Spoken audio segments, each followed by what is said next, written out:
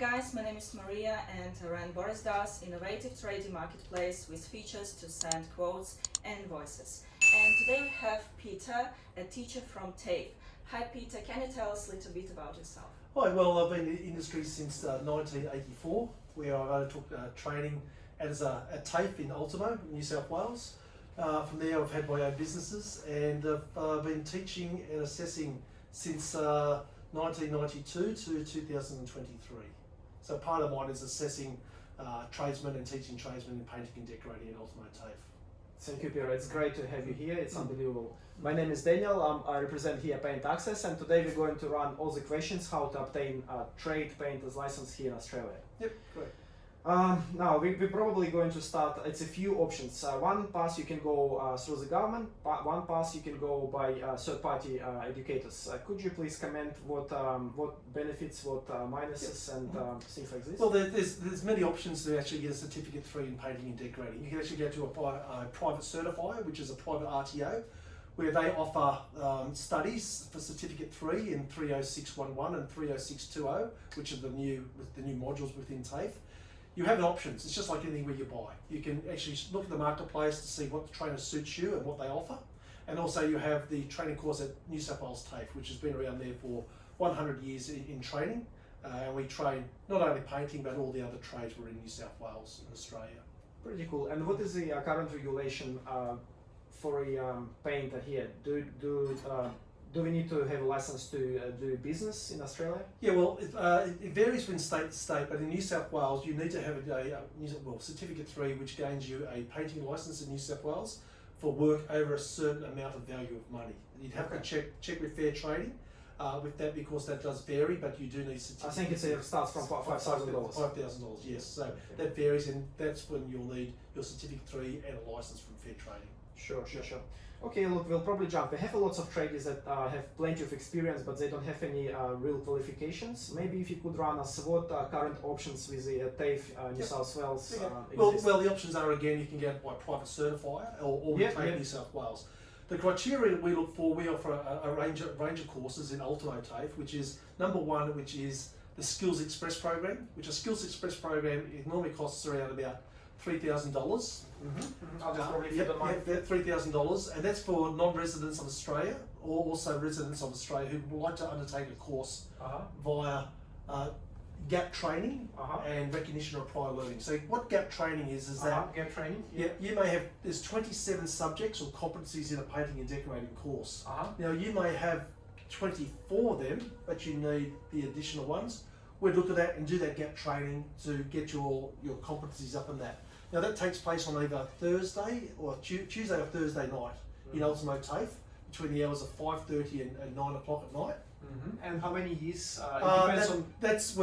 Normally that's over a period of say 25 weeks. 25 weeks. Okay, and if you do have additional skills, that could decrease, because you may have RPLs in say 5 of those. You might only be going for 5 weeks. Okay, so it could decrease. It's a recognition prior learning. Yep, recognition of prior learning, yep. And that recognition of prior learning can be undertaken by either third-party reports from their supervisor, okay, or from their builders, by video, written concepts, or demonstration. So, and again, if you don't have that, we do the gap training in-house at TAFE on site. That's the $3,000. Yeah, it's around about the $3,000. Yep. And that's the most popular way to obtain. That's the most popular one, because we find a lot of the mature age students, we work during the day, and to come at night time you can actually do that. It gives you a bit more flexibility. Until about 9, yeah? Yeah, go at night. Yep. Okay. Yep. And you can assess, you understand which subjects already we can easily tick as done, and you just adding those. So it depends on the student. It depends on the student and your skills and what you already have. Yep. Yeah, very cool. What about if it's just I don't have any experience, but I would like to get license? Okay, so the TAFE also has a night course as well for mature age students, okay, which is again during the weekday. How much? What is the? You'd have to. It depends on the Smart Skills program and how much that would cost. Sometimes they may offer you free or maybe a fee. Again, you'd have to check with the relevant. Sure. How about if it's a standard? What would be the fee? Normally, if you've got anything higher than certificate 3, would be $12,000. Okay, but Yep. And it runs for, if it's only the evening, for example. Only in the evening. That's only, and how many months or years? That's over 3 years. 3 years. And then again, that's again, if you have recognition of prior learning, you can decrease that over that. Sure. Yep. Okay. Yep. So it's pretty much depends on your skills. Yep, your skills. Yep, and you've got the other option, which is for the next program is called a Smart and Skilled program, which is Smart and Skilled program. Smart and Skilled. Yep. Yeah. Which has been brought out by the government, which identifies people who have been in the trade for 4 years or more. So both of these ones through here, the top one for non-residents, you have to demonstrate 4 years experience prior. That could be overseas or in Australia.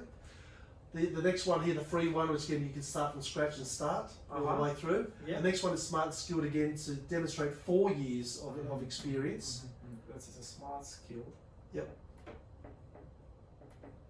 And this is three. Okay, that could be free depending on your eligibility. The eligibility. What about if it's a non-resident? A non-resident's not available for non-residents. Okay. That's what the option is for the non-resident for up there. And Smart Skill, it depends again. So it kind of combines. You can do recognition prior learning as well. Yes, you can. So yep. That is again recognition prior learning. That would take over again, say 20 weeks. Sure. Or shorter. But it's not always available. No, you have to actually contact TAFE New South Wales and ask for put your name on the list for availability, and they'll contact you and they'll interview you in relation to your skills and what you have, and put you on an eligibility list. Sure. That's very cool information. Yeah. So if we'll come back to the first option, and you are not resident, what would be the fee for this? Yeah, approximately 3,000. It goes up because. Okay, it goes up every year, obviously, because it was $2,800 previously, but again, TAFE sets these fees at that level all the way through. Sure. And for example, if I have most of the subject passed, is this still 3K or yes, okay, it's still 3K. Yeah, it takes the onus is on a lot of the paperwork to actually get all that together, and then incorporate it into the training plans, and then do your gap training. So, for example, you might have 20 subjects you've already done. You can show by videos, photos. Videos, photos, you're actually doing the work, not just snapshots, but you're actually doing it. References and all that stuff there, that will give you underway to actually decreasing that 25 weeks, probably 2 weeks or three or four subjects. So it's a smart way to go things. And in TAFE, do you have physical facility where you can? Yes, we do. We have a series of cubicles in TAFE. We have about 24 cubicles where you actually do the wallpapering, you do the texture finishing, you do the specialist finishes in rag rolling, etc., all the way through there. We have a spray painting booth. We use the campus as our blanket to actually do airless spray, to do all that stuff there. So you have practical training. It's practical. It's not all computer work, because that's what my emphasis is. Painters are hands-on. A lot of people get confused with all the computer work that you have to generate. We try and minimise that as much as we can. Because we're painters, we know that's why we like to offer these things all the way through here with a more hands-on approach. Wow. So it's and for example, if subject that painter came with everything, airless, plastering, but he is missing wallpaper. Yes. So you have someone trained there to. We have someone to do. If you haven't got wallpaper, we'll do specialists. We do have 2 courses. There's normal wallpaper where you do your standard finishes of wallpaper. Then we have the specialist wallpaper unit where you can actually do borders. Different high-tech foils, etc. Wow. If you want to go into that. So it's a very advanced. It is. That one is advanced there, especially also your antiquing and all your marbling and graining as well, which we do. It's a Venetian. Is it Venetian plaster? Yeah, we don't we're not touching on Venetian. We're really staying on just the marbling, the different types of finish, rag rollings, etc. all the way. Yeah, it's interesting. Yeah. Many painters now these days, again, it's about feedback from the paint access. They ask about Venetian plastering. Is it something that you're going to include in the future? Look, we know it's in industry, and I know there's a few people doing. The teacher that we have got there is very switched on with that, and I suppose if he incorporates that into the training course, that could be undertaken. Yeah, because it's very similar to marbling. It's the same effect. Okay. And what do you see from your experience, qualified painters? What they skill you reckon they need to improve? Like, what is the majority of people that come? I think a lot of the skills they just need to improve in is business management, which is number one. Okay, that's a component of the course that you do. Again, you can do that by undertaking recognition prior learning, but again, the hands-on approach, how to quote, how to measure, how to do these things, incorporating new technology like you've got in play there to understand that. I think also there's wallpapering in the specialist finishes. I think that's spray painting, wallpapering, business management. Those are the areas where the trade's lacking with skill-wise. Then when I travel around the country and we teach, everyone's sort of got all the skills of preparation and finish coating, etc. But the finesse type of stuff there, where the money is that's the sort of the top end of the market through there. People are actually not very good at. Okay, that's very cool to hear. That like we can probably get some. If someone comes to us, we can always get these points. Okay, I'm just trying to walk. Another interesting point that we hear from people, they write from overseas. If painting and decorating available through the required list of occupations through the Australian government programs, that you can potentially get the Australian permanent residency? Yeah, there's a program called Trades Recognition Australia, which is run by the federal government, and it has. If you go to the website, you can actually look at the preferred trades. There's a priority trade list, and on the priority trade list is painting and decorating. So part of that process is that if you register with the TRA and you come to Australia, for example, you have to do the training course in Australia, which you can be either done by private certifier or by TAFE New South Wales. Once you do that, you have to then work with an employer for 860 hours. So that's full documentation. So you have to submit your pay slips for the 800 hours plus. Once you're ready, they will then say, are you job ready? You will pay a fee to the government to get an assessor to come out. That assessor will come out and see if you're job ready. Sure. And they'll test you on your preparation skills, your rolling skills, your communication skills, our spray skills, all the general stuff that you do have for painting. Understood. And if you satisfy that, they'll write a report, send it off there, then you can use that there to advance your requirements to properly stay in Australia. Yeah, potentially, you can open business or just get permanent residency or independent skill immigration. For sure. Yes. It's probably your age and all the stuff really yes. Okay, what else is very important? How many subjects altogether? There's 27. 27 subjects. Yeah. Wow. Yeah. Wow. And it's the basics, because it forms down to preparation, rolling, brushing. A lot of the stuff in the first year is like first year and second year. So a lot of the mature age students would already have that if they've been working in the industry for so long. So again, it's the back end, which is your elevator work platform, scaffolding, that we do, airless spray, wallpapering, texture finishes, all those specialist stuff there, just to tweak the skills up a little bit more, rather than just your polyfiller or your base coats on stuff. Yeah. It's tweaking up the next bit. And for example, in airless, you have that's the full subject, and you have sub subjects as well, or it's we just got airless spray operation, and we used to have conventional spray, but now we're moving away from conventional spray, but we'd use the different high HVLP guns, etc. All the way through there. They talk about atomisation, the different tips, the 517s, the 410s, etc. Well, how you use those, where do you use those? Because I think a lot of people get confused about tips on how to use it, about what atomisation of paint, the pressures, the safety requirements, which is very important for airless spray. It's one of the biggest killers of painters in the world. Paint injection. So we go through all that, the safety aspects, and we do broad areas of walls. We do the masking up. So I think the masking up, as you're aware, is the hardest thing when you're doing prep and airless spray. So we go through that. It's crucial. You need to prep before you do spraying. Okay, so it's in 27 subjects. You kind of don't have subjects. It just goes. Goes all the way through. Yeah. It's a nice program. And how do you evaluate skills and knowledges of painters? How do we evaluate? Yeah. Well, as a teacher you're trained, or as a painter and a teacher you're trained. You do it by either by observation, feedback, and also written and verbal communication. So we cross-check what competencies that we have, to what skills they have. We're asking questions. We do challenge testing.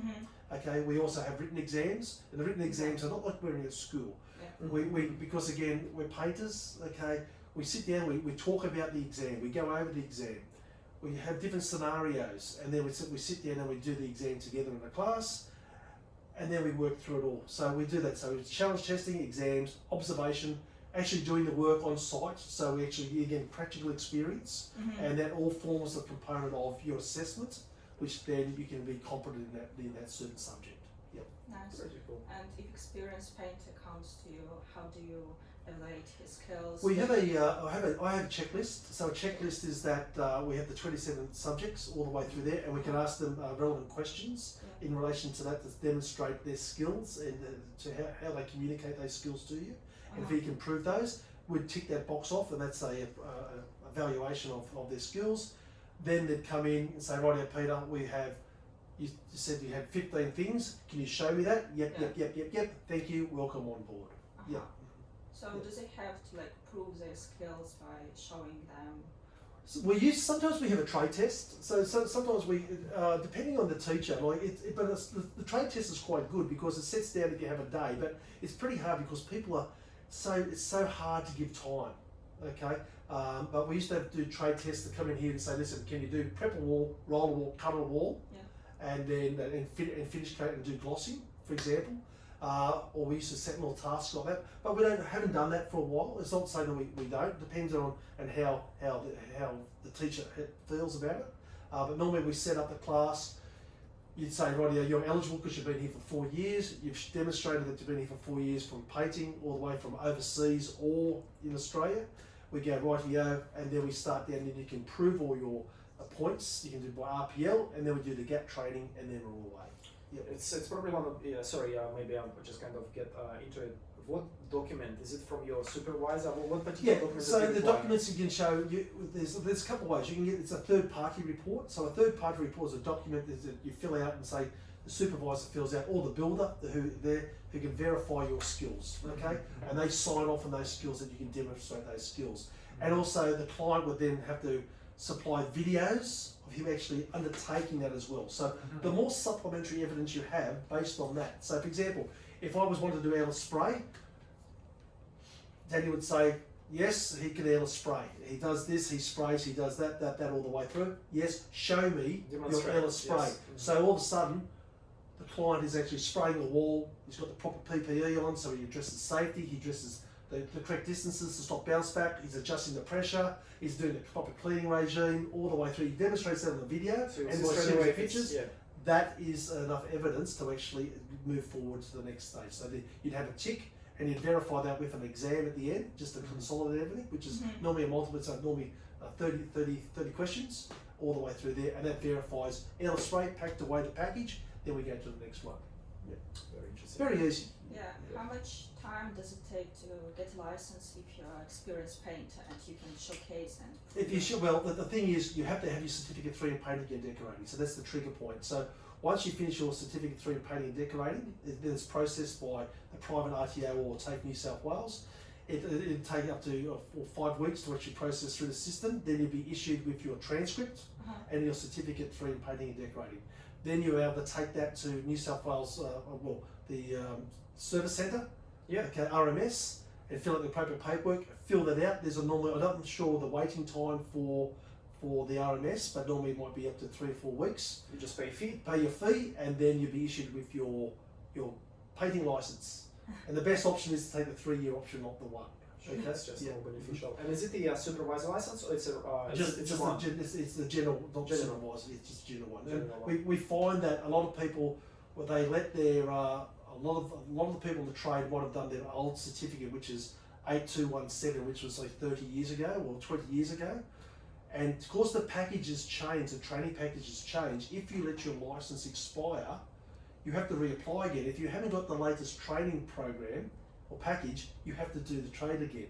So what's happening is, if the art is either keep your license going, or if you fail to do it, you have to do one of these courses again to actually validate that you have the update skills, not the skills from 20 years ago. We're finding that a lot of people have let their license go and they're paid, and they're out of trade for 2 years. They try to actually re-register, and they say, no, that's not the correct training package. Very important. And you have to do all this course again. And remember, if you haven't got this course, you're not licensed, you can't work. And a lot of people, especially in strata and builders now, and insurance companies are wanting a licensed painter.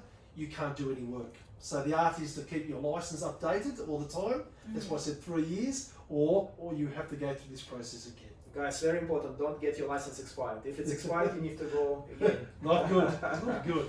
Yeah, that's pretty cool. And For example, if I pass all the subjects, it's only one subject that I didn't, recognition prior learning, and there are no students to this particular subject. What do you do? No, it's a one-on-one. So we're One-to-one. One-on-one. We'd say, rightio, we'll set your tasks. We'll say, rightio, for example, it might be, we find that with wallpaper, yellow spray, but it's also lead and asbestos. Sure. And that's where a lot of the guys, and elevated work platform, for example. Okay, so these are the big ones: airless, wallpaper, elevated work platform, asbestos, and lead. There's a big push on for those subjects all the way through there. And what we do, we say, for example, you're saying, if we only have one person in the class, well, we get them in. Everyone else has got their lead certificate, all the way.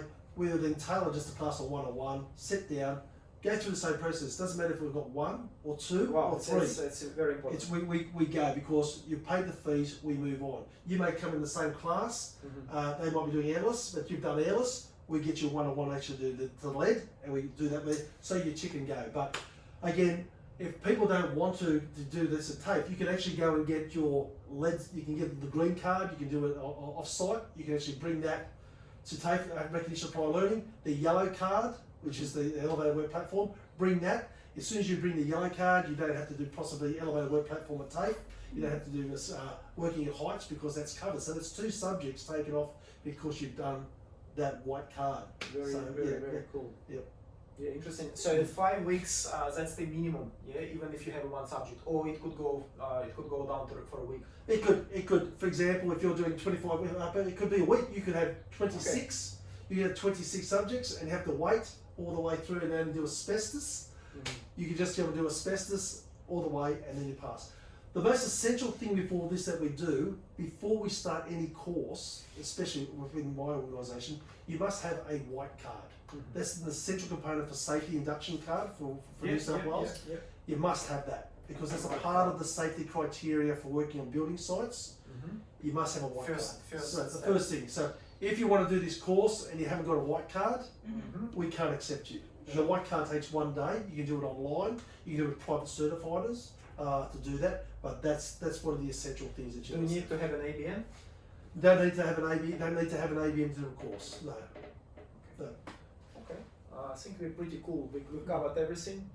We have this most popular 3K for a non-resident, but sometimes we have initiative from the government and it could become free. Yes. And it still depends on your subjects and your skills. It could go up to even 1 week. So it could be just as little as 1 week if you have 26 subjects already passed. Yeah, pretty cool. Then you can just pass all these. Imagine if it's 4 weeks, then we are getting around 3 weeks processing. So you're getting all your certificates ready.